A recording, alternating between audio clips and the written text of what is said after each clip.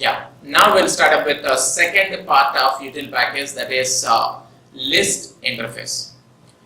This is one of the important interface under util package.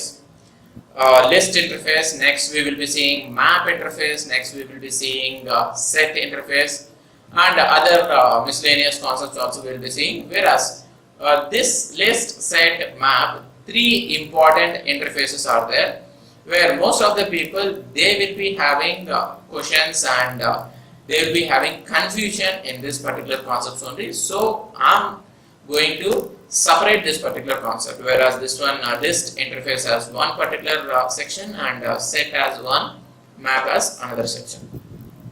Now let me explain what is this list interface is all about. List, it is an interface which is meant for storing the data in linear manner. Linear manner in the sense, you might have seen arrays, where you might have seen arrays is the best concept, and you might have seen LinkedList if you know in C, C++. These kind of concepts will be the best example to say for list, where for storing the data in linear manner we can make use of this particular list interface. And list is an interface which is a part of collection interface, and this particular list interface will allow duplicate values also to be stored into the object. Let's say, suppose if you are storing 10 for 5 times, 6 for 10 times, you can store it under this particular list interface. Whereas some of the classes which are deriving list interface are ArrayList, LinkedList, Vector and Stack. These are the 4 different classes which comes under list interface. Now, how to make use of this particular classes with an example we will be seeing right now. Whereas list interface, as it is an interface, directly we cannot use it. Indirectly, the functions of list interface through this particular classes we will be seeing in the examples. Let me start up with ArrayList right now. Now we are going to see the first class under list interface, that is ArrayList. Whereas if you check it out, ArrayList, it is a class which is deriving the features of abstract list, as well as it is implementing the features of list interface. This particular ArrayList, whenever we hear the term ArrayList, array, then we will be remembering the concept of array, where array we have stored the data in linear manner. Similar way, in ArrayList also we can store the data in a similar linear manner. But the differences between ArrayList and array is static in size. Let's say if you have fixed the size of the array as 10 in the sense, then you can store only 10 values under that particular array. When it comes to ArrayList, here you can expand the values. There is no fixed size for this particular ArrayList. Let's say if you have stored some 5 values, if you want to increase the elements during runtime, if you need to add still more elements, you can make use of this ArrayList to add much more elements however you want. This ArrayList will get expanded dynamically as per user requirement. That is what the best thing about ArrayList. Next thing to say about ArrayList is, whenever if you make use of this particular ArrayList, if you specify some size, let's say I want this ArrayList size is 10, then it will allocate the memory size to be 10. Later, if you are storing beyond 10, it will allow you to expand. Yes, it will not fix the size to 10.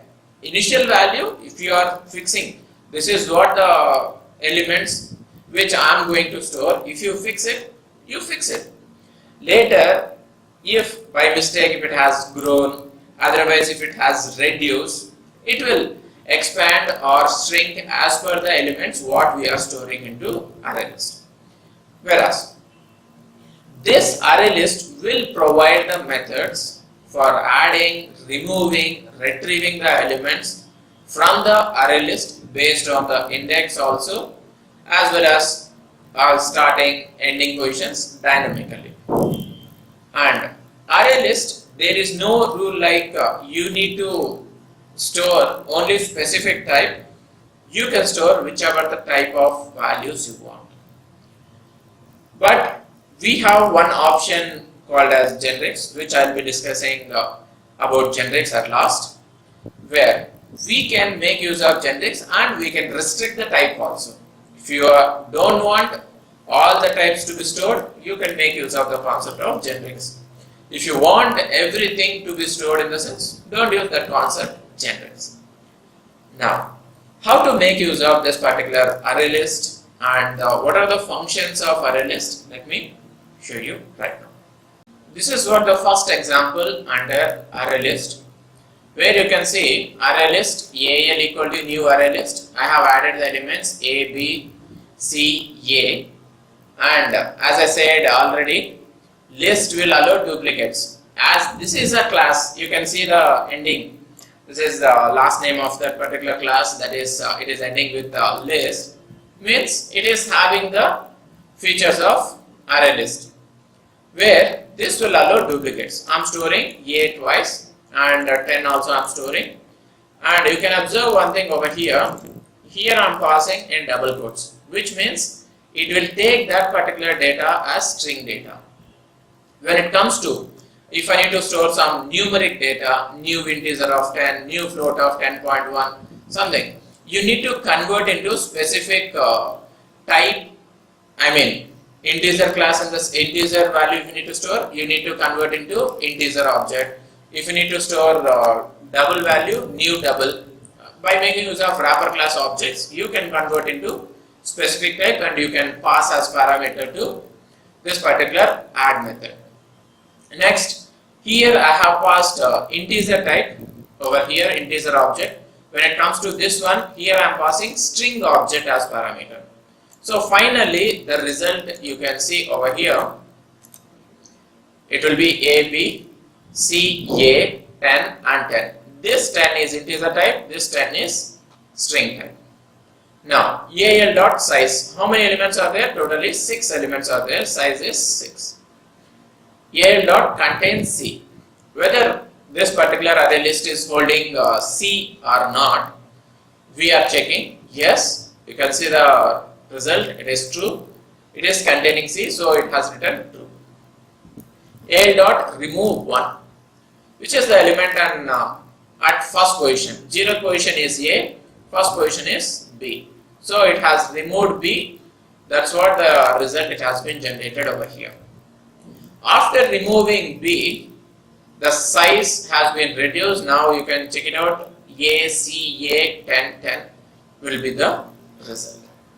Still some more methods are there. What are those methods? In next example, let me show it to you. These are the some more methods available under this particular array list. Whereas you can see array list, we have A, B, C, D, E, F, G, A. These are the elements which I have, and A, you can check it out, I have repeated twice. Index of A, that means first occurrence of A in this particular array list will be displayed over here, and last index of A, in the sense last occurrence of A will be displayed over here. Let's suppose if you need to convert this particular array list into one specific array type, then which type? You can see here I have specified the type. It should allow any type of objects. By default it will be allowing any type of objects, so this is optional. Now, to avoid these particular warnings, some warnings will be there, you can ignore that particular warnings. For enabling specific type, I am specifying that particular generic concept, where I will be explaining generic concept next. Whereas, now here I have string objects only. Now AL dot to array, I am converting all these objects into one individual array, where in this particular array from 0th position till the end of the array, all these values will get stored as individual elements. Instead of printing complete values at a time, if you need to split it into one particular array later, if you need to perform any operations, you can apply this particular fashion. Let me run this program. You can see 0, it is first index, last index is 7, and the result from this 2 array is this one. Next, what is generics and how we can apply generics under all this particular collection framework? Let me show you right now. Yeah. Now let me show you what is generics is all about. Remember, this particular generics concept will be applicable for all the classes which comes under collection framework. I mean, list interface classes and set interface classes, map interface classes also. This concept will be applicable. Now, you can see here in this particular array list, I have only string objects. Let's suppose if I need to add some integer values, I will add integer values like this.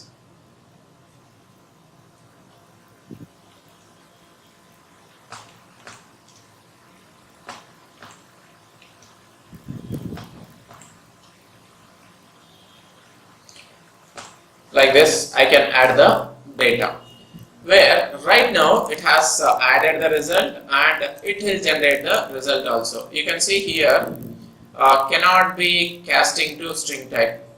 So here it is not able to cast it. This is what the issue. Let me remove this, and now you can see the result has been generated properly. Okay. Now, what is the problem over here is it is allowing any type of values and these warnings are there. Let me place a cursor over here. Our array list is a raw type, reference to generic type should be parameterized. That means this JDK, they are encouraging us to go with generics so that we can follow strict type. We have one type only we can follow. That is type safety. They are encouraging us. Now, if you need to go in that particular fashion, we need to allow one type of data only. Let's say if I specify string over here.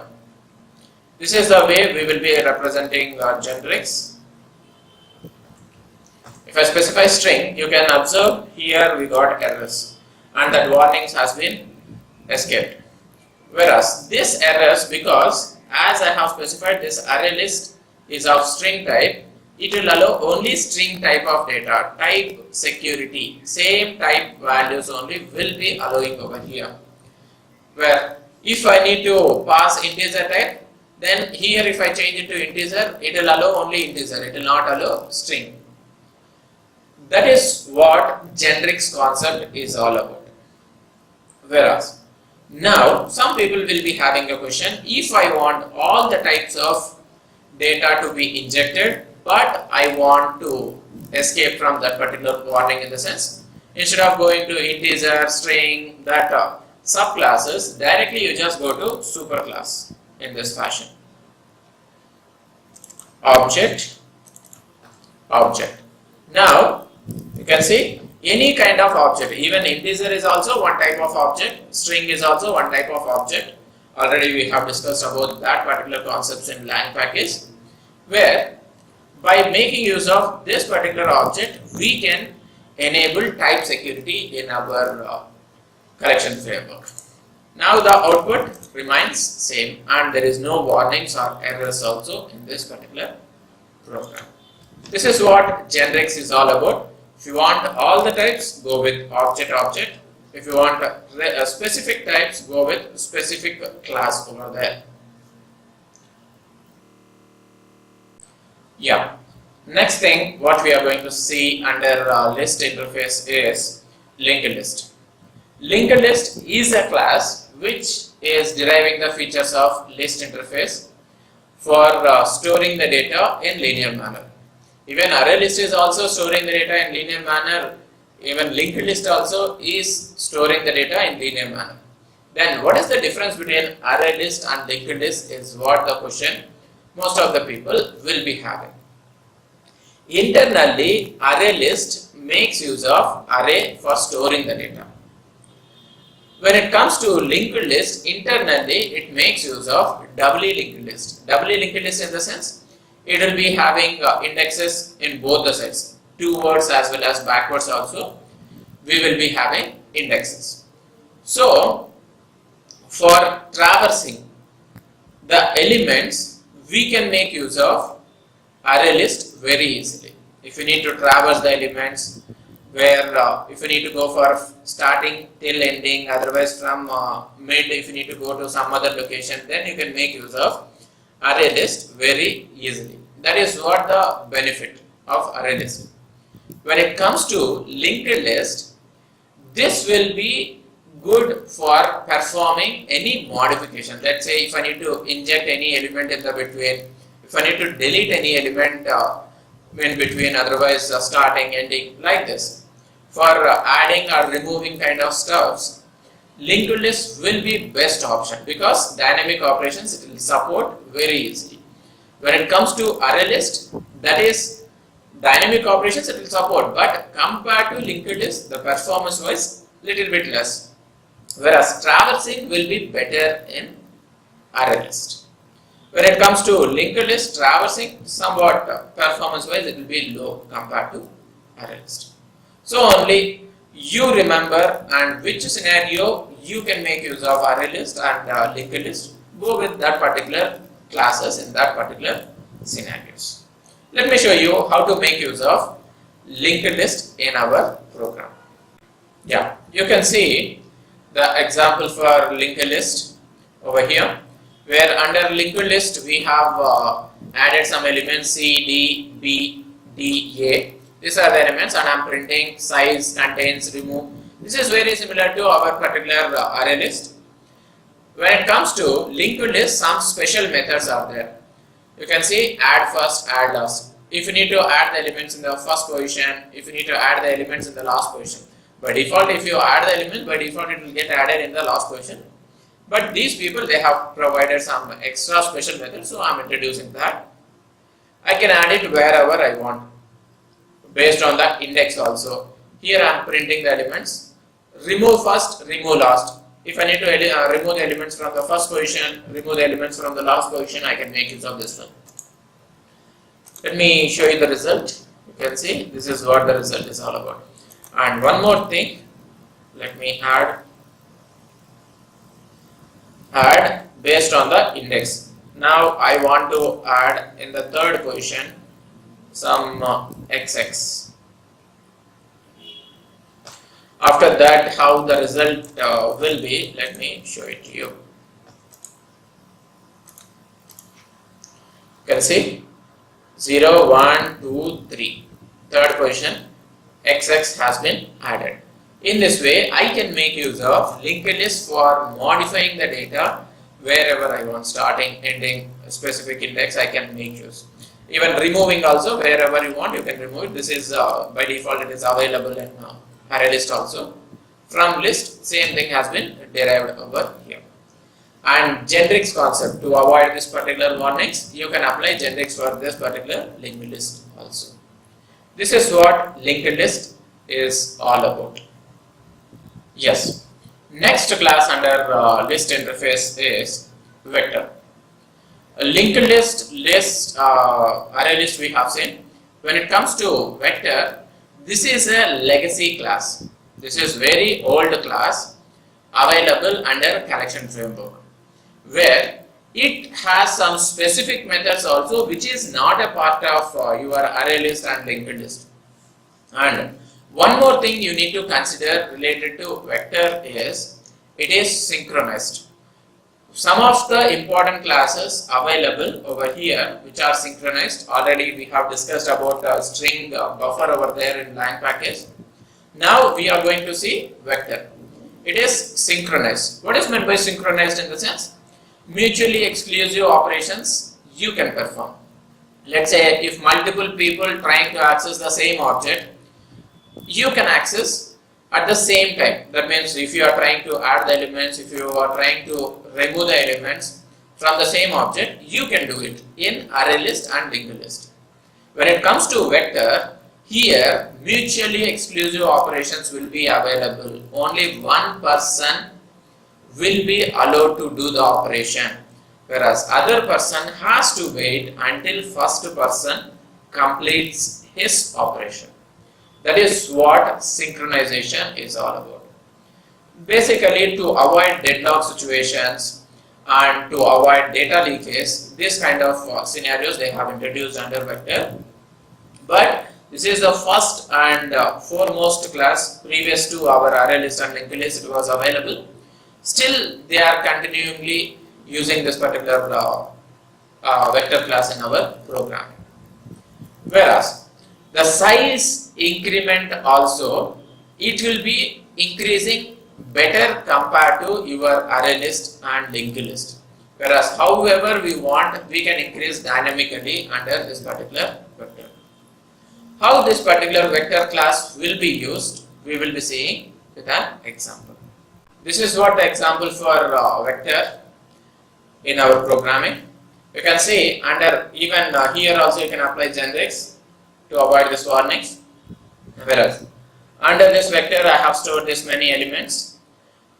If I need to remove the elements, one element in the sense, you can apply that remove method, add method, all those methods whichever we have seen on ArrayList, LinkedList, same you can apply over here.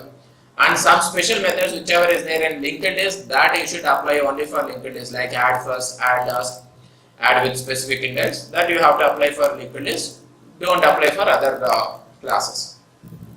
Whereas some common methods are there like size, add, remove. These methods you can apply for any of the classes, which we are going to see further also.